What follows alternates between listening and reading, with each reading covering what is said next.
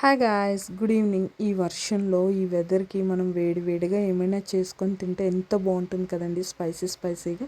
నేను ఈరోజు మురుకులు చేయడానికి రెడీ అయ్యానండి.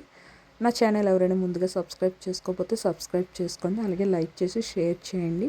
ముందుగా 1 కప్ ఆఫ్ శనగపిండి తీసుకోండి, అలాగే అందులో మనకి సరిపడినంత కారం, ఉప్పు కూడా తీసుకోండి, మీకు ఎంత లైక్ అయితే అంత.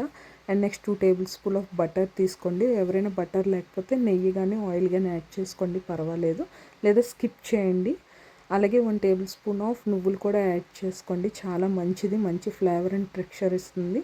అలాగే పిండి మొత్తం ఉండలు లేకుండా కలుపుకొని మనకి చపాతీ పిండి టెక్స్చర్ వచ్చేటట్టు కలుపుకోండి. చపాతీ పిండిలో వచ్చినట్టు కలుపుకుంటే చాలు.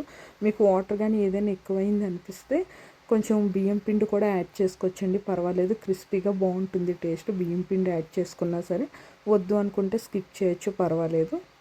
అండ్ నెక్స్ట్ ఇది వచ్చేసరికి నేను ఇండియా నుంచి తెప్పించుకున్నానండి. 4 బ్లేడ్స్ ఇచ్చారు, నాకు చాలా బాగా నచ్చింది. ఇదైతే చాలా యూజ్ఫుల్ కూడా అయ్యింది. నాకు చూడ్డానికి నచ్చి తీసుకున్నాను, కాకపోతే ఇంత యూజ్ అవుతుందని నేను అనుకోలేదు. నాకు చాలా యూజ్ అయింది. ఇది వచ్చేసరికి చాలా యూజ్ చేయడానికి కూడా, మనం క్యారీ చేయడానికి కానీ యూజ్ చేయడానికి కూడా చాలా ఈజీగా అనిపించింది. నెక్స్ట్ ఆయిల్ హీట్ అయిన తర్వాత ఇలా మనకు నచ్చిన షేప్లో వేసుకోవచ్చండి.